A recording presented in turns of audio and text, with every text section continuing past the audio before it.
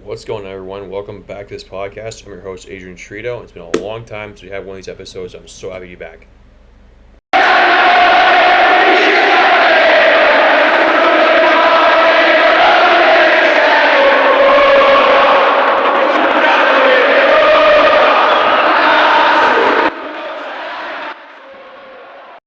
All right, so what can I say? This Lazio team has been nothing short of fantastic. We played extremely well to this point in the season. We're in fifth place, and we're only a point behind the first place team, Napoli.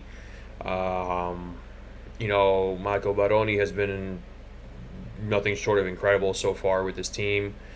He was not my first choice at all, actually, coming into this season. As a matter of fact, I wanted Sergio Conceição, former Lazio player and a Scudetto winner with us, to come and become the coach. But obviously, that didn't happen. And now we can say, looking back on it, it was a good thing it didn't happen. Because now Michael Baroni's got this team playing some incredibly good soccer. We're playing a dynamic style of football that it's fun to watch. It's just this Lazio team is very fun to watch because they have a fluid attack. He rotates the players very well, and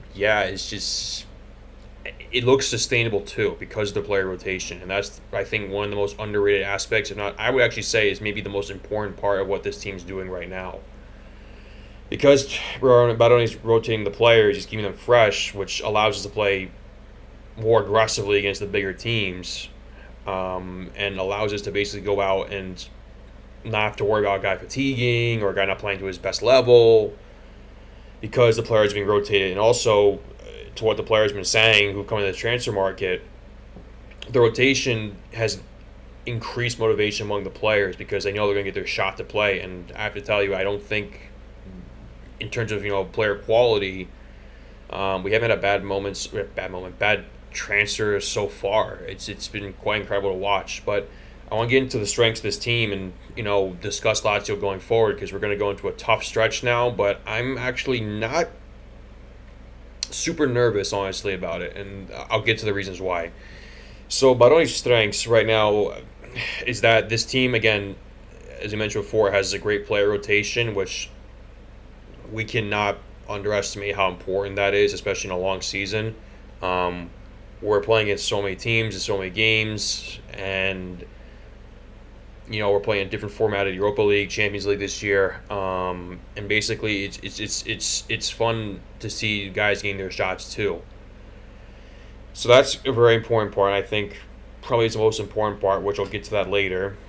Also, the strengths of this team have been the transfer market, that we've gotten all the players we needed so far. And basically, these guys have come in and have really showed quality, and I think that's the most exciting thing. And there have been moments where I've been mad at Fabiani, the director sportivo, by some of the things he said. But this season and last season, he really hasn't missed on a player so far. So I think that's a good sign. And also, this team's very young as well, and the veterans who are on this team, such as Pedro, have really stepped up, and I think that's another good sign too. Now, people were saying the offseason this team is not going to be as technical as once past, and obviously we have players like Luis Alberto, Sergej Milinkovic-Savic, Felipe Anderson, who could, had very good ball control and could play very technically. But I wouldn't say our team's not technical. And honestly, we can't be overly technical and be, I guess, soft in the sense, because sometimes we associate with these kind of players is that when they're really technical, they tend to be also kind of a bit soft and fragile. But this team has the right. I want to say this team's balanced in terms of being just enough technical, just enough physical, and having enough stamina. Actually, I would say we're even more physical than I thought we were, because in some of the games our players have unintentionally hurt other players on other teams, not because they maliciously wanted to do it, but because it's just those are physically strong group of guys. So that also opens up a different dimension to how Lazio can play, and which I'll get into that right now, actually, is that one of our biggest strengths has been our fluid attack. Whether that be Nuno Tavares going down the wing, crossing balls in, and leading the league in assists. And I think, as if right now all of Europe in the major 5 competitions, major 5 leagues, he's leading all the players in assists right now. And that he's just one aspect of this attack. We can play long balls. We can play crosses into the center because we have Tati and sometimes Vecino go up together late in games. They can win headers. We have Pedro who's very sneaky in the box, and there's Isaacson and Zakaini. They can kind of cause havoc. We can counterattack really quickly. And what's also unique too about our team with how Baroni's now deploying the defense is that you see sometimes Gila. Actually, I'll just get to this quickly. Our defense can launch a counterattack with our own defenders. Gila, Tavares, Lazari, these guys can get the ball out from the back and just start counterattacking immediately and take out 5 of the other opposition's team or players within seconds because of how quickly they get into the space and attack the opposing goal. And you can't underestimate something like that. You can start a counterattack with the guy who has the ball instead of having to try to pass it to the next man. That's a huge advantage. So that's what I mean by the fluidity of the attack, and also could we take more shots. We have signs that not only is this Lazio team good, which I think that's, based on how he played, looks like a given, but it's sustainable. And that's the most important thing, is that we can keep doing this. And the fact is, we've been doing it against bigger teams to this point in the season, even though we play against some of the bigger teams like Fiorentina, Juventus. The Juventus game was very controversial too. There have been a couple of controversial games, but despite all that, we're in 5th place, and we can push on for more. And that's the really exciting thing about this team, because we thought, we'll be in the 6th place, something around that this year before the season began, but that's not the case. I don't want to say we're definitely going to win the Scudetto, but we're definitely in the hunt right now. And with how Juventus and Inter, and especially Milan, Roma, these kind of teams, like Roma, I know they just got Claudio Ranieri recently, but they're in a situation where it seems as if they can't maximize their players' ability. Whether it be Daniele De Rossi or Ivan Juric, they're not playing up to their full potential. And you look at a team like Inter, which on paper, yes, they have the best team in Italy. Many professionals would say that. Many people who are analysts believe that. At the same time, that team is getting older.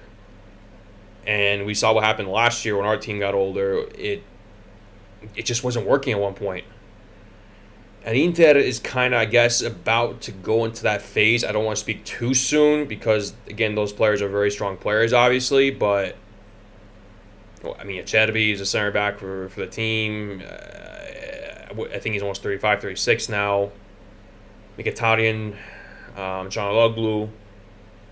Even Di Marco's a little bit up there in age. I'm not saying I think he's still upper 20s, which is still relatively young, but you know what I mean? It's like he's not far away from 30. Mkhitaryan, Canaloglu, I think they're over 30, and particularly Mkhitaryan, I think is getting close to mid-30 range and maybe even later in his career. So the team is getting a bit older. They have people they can bring in too, but because they're relying on those guys and because Inzaghi plays those players a lot, it's kind of, difficult, I guess, in a sense, to maintain that physicality. So it's interesting to see what's going to happen, because I think the Scudetto race this year is very wide open, actually. Juventus, they haven't really... they're playing their Malta. Malta's playing very safe, and we played against them. I thought if we didn't get the red card, even if we didn't, whatever happened with Douglas Luiz didn't happen, and he was ejected like he should have been, we probably tied that game still, even in 10 men. So, and also, too, Milan hasn't looked fantastic at this point this year, and look now, in terms of, I think personally, the 3 teams that are playing the best type of soccer is Napoli, Atalanta, and Lazio. So, I know Fiorentina's in the hunt right now. The only thing is, I'm just a little bit unsure too, because that game against us was pretty controversial as well. You can say all the penalty kicks we received against us were valid, but they didn't get a penalty kick call against Dodo when he put his hand in the box and the ball only struck his arm on a shot. So there is a bit of give and take, and we can't just completely just say like all Fiorentina's incredible. They're a strong team. Don't get me wrong, they're looking very good, but there's a reason why Marco Baroni has received the Coach of the Month and Raffaele Palladino didn't, despite Palladino not losing a game in the month of October. So there's other factors that are going on. People are kind of seeing all of these things too, especially with this Lazio team, because it's a very balanced team. I know defensively we haven't been quite where we should be or want to be, but the signs in the recent games that we're not conceding as many goals, and the goals we have conceded haven't been like good goals. When Hila put his against Cagliari, he put his leg down to block a shot, but took a deflection off his leg, and it ended up going to the goal. What can I say? I mean, obviously they haven't been like the goals we've conceded in the last couple of matches have not been like. I mean, the one goal we did concede I can think of against Cuomo was a bicycle kick. So, like, it's not normal goals for conceding, guys, essentially. So it's like the defense is almost there. It's almost there, and if we get that defense down with the way we're attacking, I especially because, again, I'm going to come back to this point, the player rotation, because of how critical that is, you have to believe this is going to keep carrying on. And what also I need to get to, too, is that the players know they're going to get their shot, and because of this, everyone has a great mentality in the team. Maybe we don't have the top tier alleged talents, right? But our players are willing to fight for the ball every time they lose it, and that's a very important aspect of being successful. So, Marco Baroni has done, to this point, a very good job, and what else can I say? At this point, I think we need to just keep doing what we're doing, and, let's clean up the little mistakes here and there with the defense, and maybe not picking the right passes when we're going forward at times. But once we can fix that up, I think Lazio is going to be in a really strong position at this point. I know with the Europa League and the way we're playing in the Europa League right now, I say we should just go for the title this year. And again, I have to believe that rotation is going to become a big factor later in the season. Because we saw what happened last year when Maurizio's side didn't rotate the players. They just got fatigued. So I think this is going to be a big positive factor in our direction at one point or another. And, we just got to keep doing what we're doing at this point, and, hopefully avoid big injuries too, and as long as we do that, I think we're in a good spot, in all honesty. I know the next couple of games are going to be tough. We come back against Bologna, who's looks like they're coming back into form a little bit, and then we have the game against Ludogorets in the Europa League, which we win that game. I think it's almost certain we're going directly through into the next round, the knockout round, the top 8, which is what you need to finish in the top 8 in the league for the Europa League and the Champions League as well to qualify directly into the knockout round. And then I know after that we have Napoli, the Coppa Italia, or the league, and then the Coppa Italia, and then Inter, then Atalanta and Lecce away. We're fortunate we're playing Napoli, I believe, in the Coppa at home, and then the league away, and then we play Inter, Atalanta at home. And after the turn of the year, the turn into 2025, we play against Roma at the beginning of the year. Again, I'm just really happy and excited to watch Lazio play, even when the Europa League games are being played. It's different because some of these kids have never played in European competition, so they're hungry to succeed. And I'll dive more deeply into players in other videos, and particularly what I think of what I've seen from them, at least. And I at this point, I think we just need to keep supporting our team and keep believing them. And maybe the only thing I could say, if we have to get another player, I would consider getting a central midfielder.